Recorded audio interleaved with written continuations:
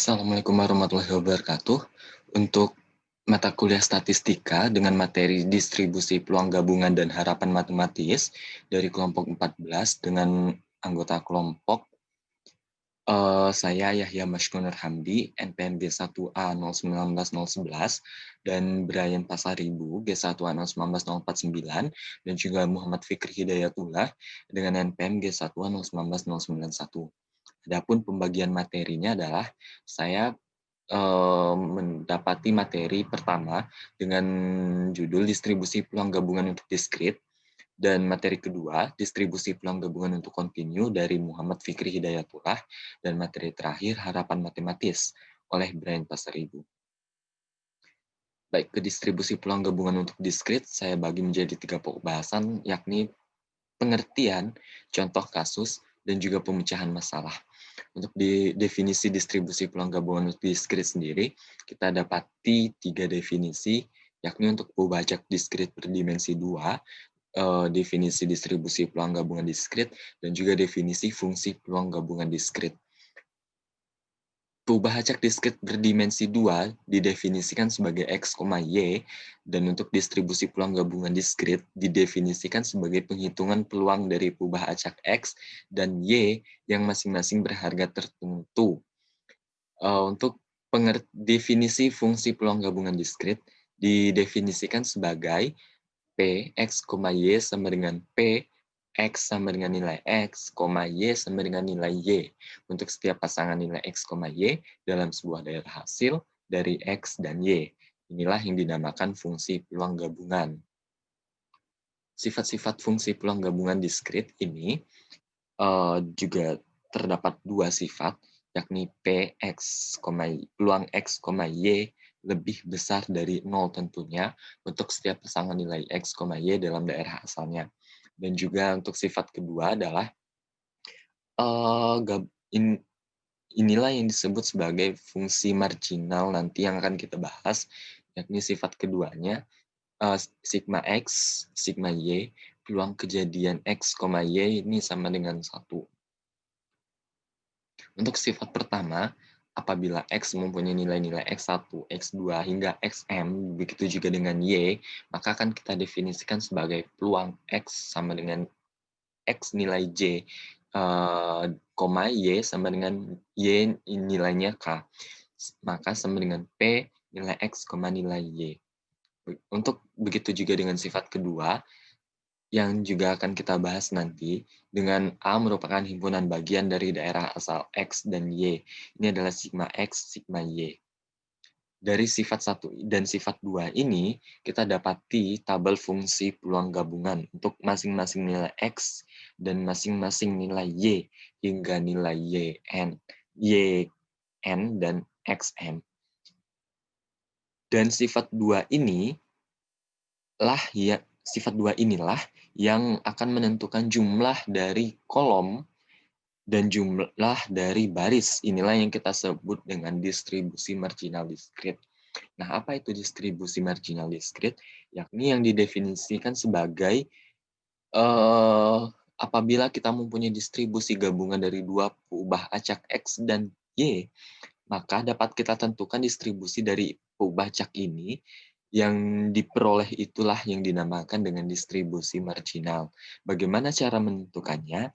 Yakni dengan X sama dengan X1, X ke 1, sama dengan X sama dengan X nilai 1, Y sama dengan Y nilai 1, hingga X sama dengan X1, Y sama dengan Y nilai ke N, maka akan didapatkan hasil dari sigma keseluruhannya, jumlah dari P, X sama dengan X1, Y sama dengan YI.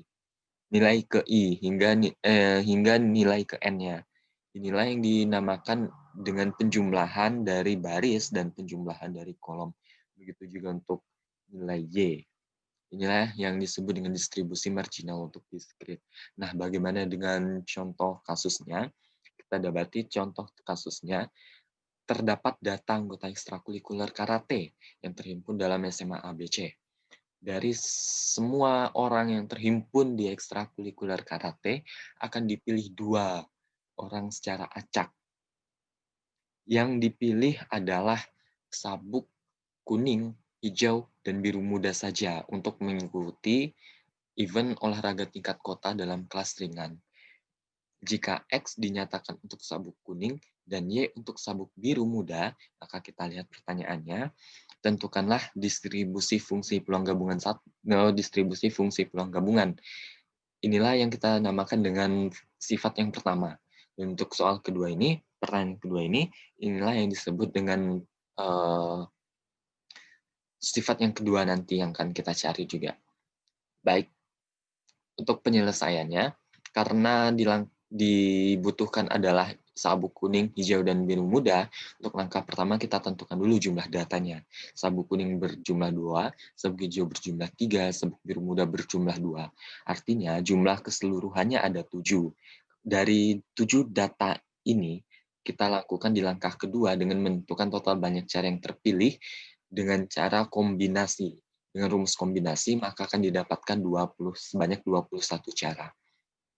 Kemudian kita tentukan lagi banyaknya cara masing-masing sabuk. Dengan rumus kombinasi, maka kita akan mendapatkan dengan cara satu orang sabuk hijau yang akan terpilih sebanyak 3 cara, dan seterusnya untuk masing-masing sabuk hingga ke sabuk biru muda sebanyak 1 cara. Setelah kita menentukan banyaknya cara masing-masing sabuk, kita tentukan juga langkah keempat, yakni menentukan banyaknya gabungan sabuk yang terpilih. Karena event sekolah membutuhkan 2 orang, maka tidak mungkin hanya satu sabuk saja yang terlibat, tentu akan ada kombinasi dari atau gabungan dari 2 sabuk, yakni sabuk kuning dan sabuk biru muda, sabuk kuning dan sabuk hijau, sabuk biru muda dan sabuk hijau. Maka banyaknya cara dapat kita tentukan dengan mengalihkan dari masing-masing cara tadi. Kita temukan satu orang sabuk kuning sebanyak 2 cara tadi, dan satu orang sabuk biru muda sebanyak 2 cara. Maka hasil kalinya adalah 4 cara. Begitu juga dengan untuk yang lainnya, berlaku juga untuk yang lainnya.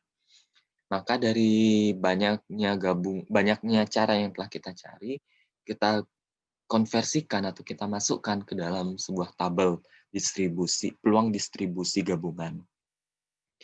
Untuk X sama dengan sabuk kuning tadi, dan Y sama dengan sabuk biru muda, maka kita dapatkan 0 orang sabuk kuning dan 0 orang sabuk biru muda.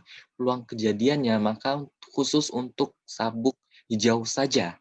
Maka peluang gabungan untuk sabuk hijau ini sebesar 3/21. Kita sederhanakan menjadi 1/7. Kemudian untuk satu orang sabuk kuning dan satu orang sabuk biru muda, maka peluang gabungannya sebesar 4/21. Begitu juga untuk 2 orang sabuk kuning yang mengikuti sebesar 1/21. Begitu juga untuk 2 orang sabuk biru muda semua yang mengikuti sebesar 1/21 juga. Nah, kenapa di sini ada angka 0? Karena ini melebihi ketentuan yang telah ditetapkan oleh soal. Karena yang dibutuhkan adalah 2 orang. Sedangkan ini sudah melebihi 2 orang. Ini mencapai 3 orang. 2 orang sabuk biru muda dan 1 orang sabuk kuning. Maka itu hanya jumlahkan menjadi 3 orang. Ini tidak masuk. Maka peluang kejadiannya sama dengan 0. Kemudian untuk menjawab pertanyaan B tadi, dengan rumus PX, Y, anggota A dengan X, Y ini anggota A, sama dengan sigma X, Y sedemikian sehingga X tambah Y lebih kurang dari sama dengan 1 dengan fungsi X, Y. Maka ini kita menjadikan sebagai F dengan fungsi 0,0 tambah fungsi 0,1 tambah fungsi 1,0. Tadi kita dapatkan fungsi 0,0-nya adalah 1/7, fungsi 0,1-nya adalah 0,1-nya adalah 2/7, dan fungsi 1,0-nya adalah 2/7 juga. Maka untuk menjawab pertanyaan B tadi adalah 5/7. Peluangnya adalah 5/7. Masuk ke contoh kasus 2, yakni seseorang memberikan hadiah melalui permainan memilih cup gelas yang telah diacak. Terdapat 8 gelas yang berisi 3 gelas kosong 3 gelas hadiah uang tunai, 2 gelas hadiah utama berupa mobil. Diberi kesempatan 3 kali pengambilan gelas, artinya ada 3 kali nih. Sedangkan yang tadi terpilih 2 kejadian, ini ada 3 kali yang akan kita lakukan. Jika X sama dengan uang dan Y sama dengan mobil, maka tentukanlah fungsi peluang marginalnya. Nah, ini adalah pembahasan terkait fungsi peluang marginal nih. Dengan penyelesaiannya, sama seperti contoh kasus pertama, kita persingkat dengan masukkan ke tabel, maka akan kita dapatkan jika X sama dengan uang dan Y sama dengan mobil. Jika kita mendapati tidak dapat uang dan tidak dapat mobil, artinya kita hanya mendapatkan, gelas kosong saja, maka peluang gabungannya ada 1/56. Karena total dari, seperti tadi, total banyaknya cara yang dapat kita dapatkan adalah adalah 5/56. Dan untuk mendapati 1 gelas uang dan 1 gelas mobil sebesar 18/56 peluang gabungannya. Begitu juga untuk yang lainnya. Maka definisi dari distribusi fungsi peluang marginal tadi adalah jumlah dari baris dan jumlah dari kolom. Ini kita jumlahkan semua jumlah barisnya yang didefinisikan sebagai fungsi peluang marginalnya, yakni 1/56 ditambah 3/56 ditambah 3/56 ditambah 1/56 akan didapatkan fungsi peluang marginalnya sebesar 8/56 untuk X1. Kita sederhanakan menjadi 1/7. Begitu juga untuk fungsi peluang marginal lainnya untuk X sampai X4 menjadi 1/56. Dan juga untuk jumlah masing-masing kolomnya kita tambahkan sama seperti jumlah baris tadi. Baik, ini adalah penjelasan dari saya yang akan dilanjutkan distribusi peluang gabungan untuk kontinu oleh rekan saya Muhammad Fikri Hidayatullah. Sekian dan terima kasih. Assalamualaikum warahmatullahi wabarakatuh. Nama saya Muhammad Fikri Hidayatullah, NPMG 1A019091. Saya akan melanjutkan materi dari teman saya Yahya yang sebelumnya telah menjelaskan materi yang akan saya jelaskan yaitu distribusi peluang gabungan untuk kontinu. Materi yang akan saya jelaskan yang pertama pengertian apa itu distribusi peluang gabungan untuk kontinu, lalu ada pembahasan bagaimana contoh kasus distribusi peluang gabungan untuk kontinu, dan yang ketiga pemecahan masalah, bagaimana solusi atas permasalahan yang diberikan. Untuk definisi yang pertama yang akan saya bahas yaitu distribusi peluang kontinu, yaitu peubah acak yang dapat memperoleh semua nilai pada skala kontinu.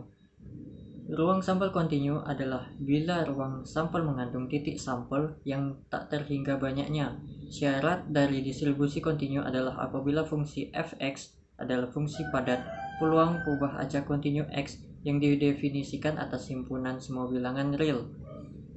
Untuk contoh soal 1, variabel X terdistribusi normal dengan min 50 dan standar deviasi sama dengan 10. Pertanyaannya, carilah probabilitas untuk menentukan X bernilai antara 45 dan 62.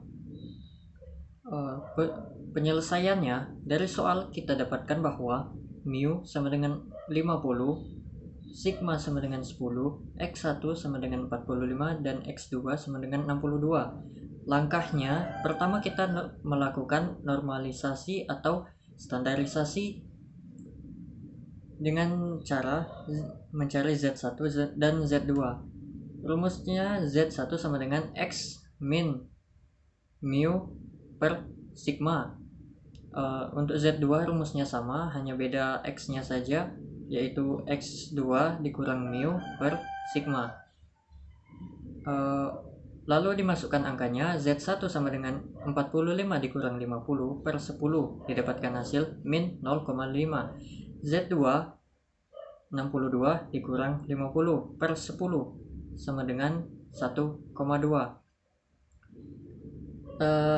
Jika sudah melakukan standarisasi, kita dapatkan P X kurang X lebih dari 45 dan kurang dari 62 sama dengan P Z kurang lebih dari min 0,5 dan kurang dari 1,2,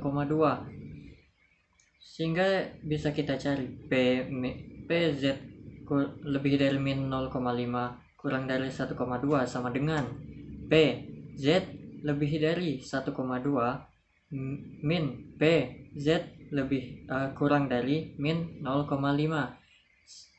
sama dengan 0,88849 dikurang 0,3085, sehingga didapatkan hasil akhir 0,5764. Lalu contoh soal yang kedua yaitu diketahui luas di bawah distribusi normal yang diinginkan yang terkait dengan besar probabilitas.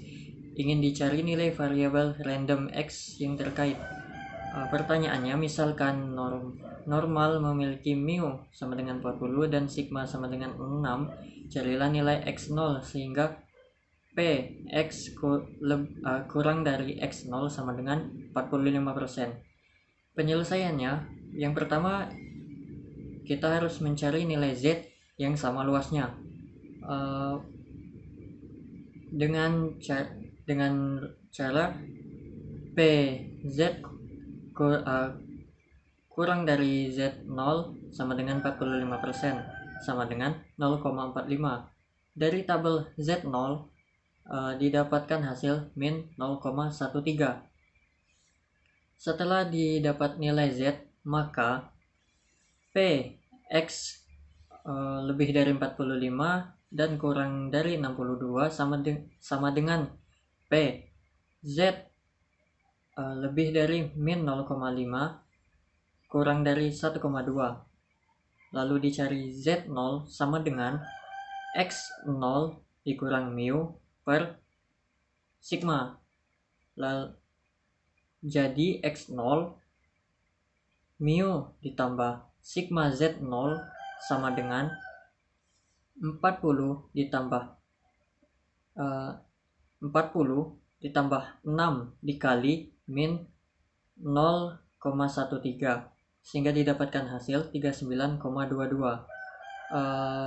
Sekian materi yang saya sampaikan. Untuk selanjutnya akan disampaikan oleh teman saya Brian. Sekian dari saya, terima kasih. Perkenalkan, nama saya Brian Pasaribu, NPM G1A 019049. Sini saya akan mempresentasikan tentang nilai harapan matematik pada pupacak diskrit. Definisi, misalkan X adalah pupacak diskrit dengan sebaran peluang, nilai pupacak X misalkan ya X1, X2 sampai Xn, maka didapatkan nilai peluangnya X1 untuk X1, X2, Fx2 untuk X2 sampai Fxn untuk Xn. Jadi untuk mencari nilai rata-rata atau nilai harapan matematiknya, kita masukkan rumus nu sama dengan Ex atau ekspektasi dari X sama dengan sigma Xi kali Fxi untuk I sama dengan 0 sampai N. Dan untuk mencari nilai ragam atau variansi dari X, yaitu sigma Xi dikurang nu dikuadratkan dikali Fxi untuk I sama dengan 0 sampai N. Selanjutnya kita masuk ke contoh 1. Dalam sebuah permainan dengan dadu, seseorang pemain mendapat hadiah Rp30.000 jika muncul angka 1, Rp60.000 jika muncul angka 3, membayar Rp30.000 jika muncul angka 2 dan 6. Sementara pemain akan seri jika keluar angka yang lain. Ditanya berapa harapan kemenangan pemain tersebut. Jadi kita misalkan X adalah hadiah dari setiap angka, maka jika dia mendapatkan angka 1, maka dia mendapatkan hadiah Rp30.000. Jika mendapatkan angka 2, dia harus membayar Rp30.000. Jika mendapatkan angka 3, dia mendapatkan hadiah Rp60.000. Jika mendapatkan angka 4 dan 5, dia tidak mendapatkan apa-apa atau seri. Jika dia mendapatkan angka 6, dia mendapatkan hadiah dia harus membayar Rp3.000. Jadi untuk mencari nilai harapan menangnya, kita masukkan rumus new sama dengan EX atau ekspektasi dari X sama dengan sigma XI kali FXI untuk I sama dengan 0 sampai N. Jadi kita masukkan angkanya 30.000 kali 1/6 ditambah minus 30.000 kali 1/6 ditambah 60.000 kali 1/6 ditambah 0 kali 1/6 ditambah 0 kali 1/6 ditambah minus 30.000 kali 1/6. Jadi dapatkan hasilnya Rp5.000. Jadi nilai harapan pemain tersebut menang yaitu mendapatkan hadiah Rp5.000. Kita masuk ke contoh kedua. 3 uang logam dilempar secara bersamaan. Pemain mendapat Rp5.000 bila muncul semua sisi angka atau semua sisi gambar.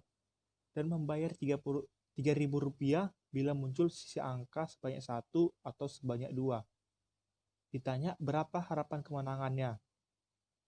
Sehingga kita dapatkan ruang sampar dari pelempar 3 uang koin, yaitu angka-angka-angka, angka-angka gambar, angka gambar angka, angka gambar-gambar, gambar-gambar-gambar, gambar-gambar angka, gambar angka gambar, dan gambar angka-angka. Jadi peluang menang adalah angka semua dan gambar semua. Jadi terdapatlah peluangnya yaitu 2/8. Sedangkan peluang kalah adalah muncul 1 atau 2 angka.